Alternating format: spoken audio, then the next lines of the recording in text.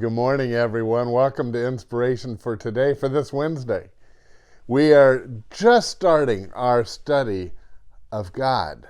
Now, that is the God of the Bible, the God who has revealed himself in this book, and a study on what we call his attributes. Now, that's just a word that an attribute is a description of a part or something that God has said about himself.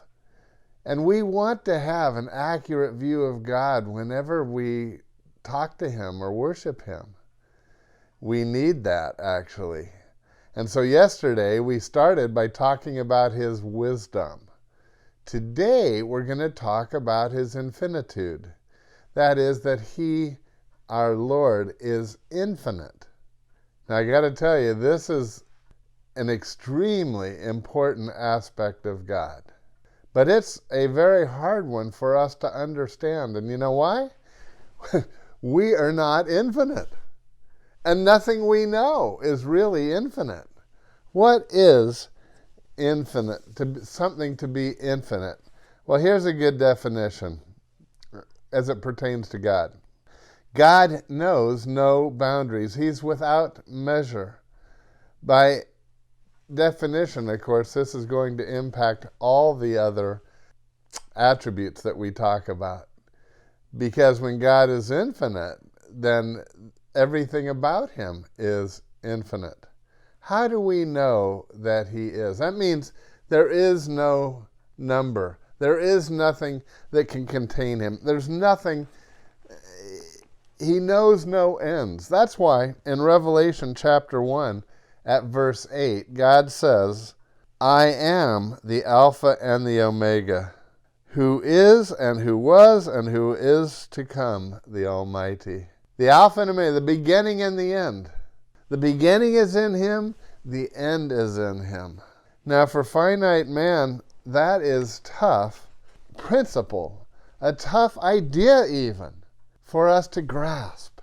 I go to in 1 Kings chapter 8 at verse 27. And this is Solomon as he's dedicating the temple. They finally got it constructed. And in verse 27 he says, but will God really dwell on earth? The heavens, even the highest heaven, cannot contain you, Lord. How much less this temple I have built. That is phenomenal understanding on his part. Even the heavens cannot contain you, Lord. Nothing can contain him. He's infinite. He knows no bounds. And as I said, if he is infinite, then everything about him is infinite. And the psalmist makes this point in Psalm 147. Let's make this our verse for today. Psalm 147 at verse 5. Great is our Lord, and mighty in power. His understanding has no limit. Other translations actually translate that verse, his understanding is infinite. Infinite. If one part about him is infinite, then he is infinite.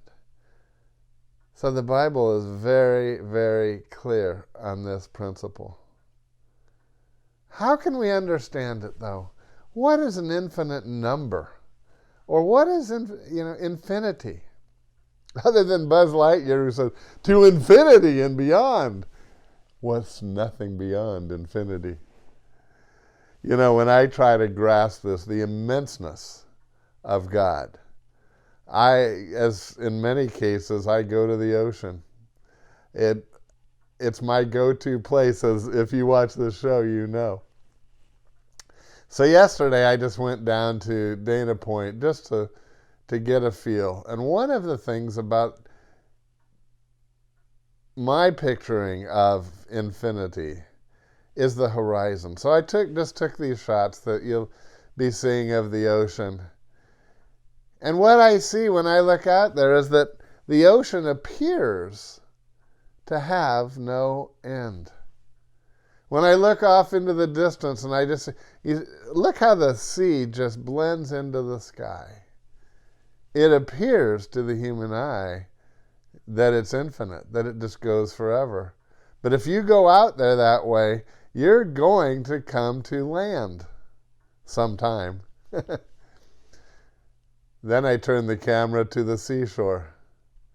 And I know these pictures, I'm a little bit a ways, but I started picturing, I used to think that the number of sand, the number of particles of sand was infinite.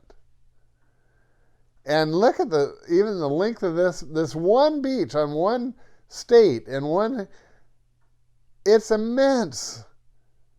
I cannot imagine the number of grains of sand that there are on that beach.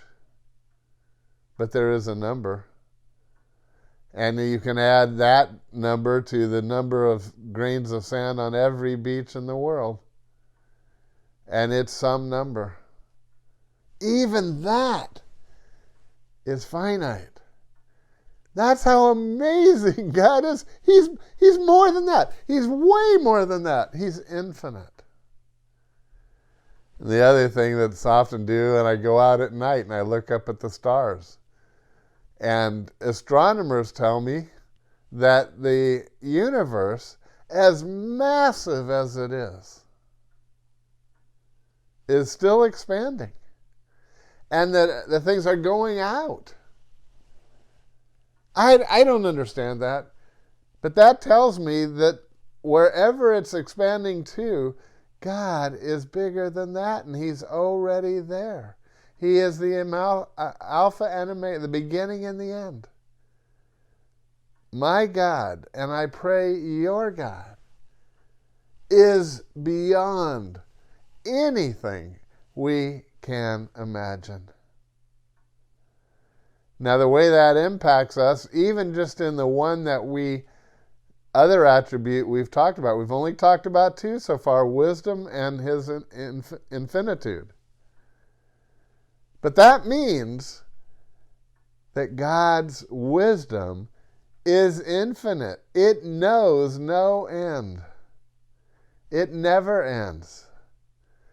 You don't need to worry about things that are happening because God has it in His control. And we're going to talk a little bit more about that tomorrow. But His understanding knows no limit. We're going to also come to the attribute in just next week, I believe, on His love. Don't ever doubt His love for you. Because why? His love is, just like wisdom, it's infinite. It knows no end. That's how much you can't, some people say, and I know it's a good illustration that Jesus loved us this much. That's a great saying, and He did in one sense. But the fact is, you can't put a length or amount or anything that limits in any way His love for you. He loves you beyond anything that your mind can comprehend. I find that just so amazing. Don't you? I am so glad God... Actually, this makes sense that He is infinite, because for Him to do all that we have seen and even the things we've looked at today, I tell you, I am in awe of God, and that's what we should be. If our God was a little tiny God, we wouldn't be that way, but He's not. He is infinite. Well, I hope you tune in tomorrow. We're going to look at what God is truly like. I am in love and in awe of Him. Hey, I'll see you tomorrow. We'll have another exciting show. Bye for now. Beautiful day. It's wonderful.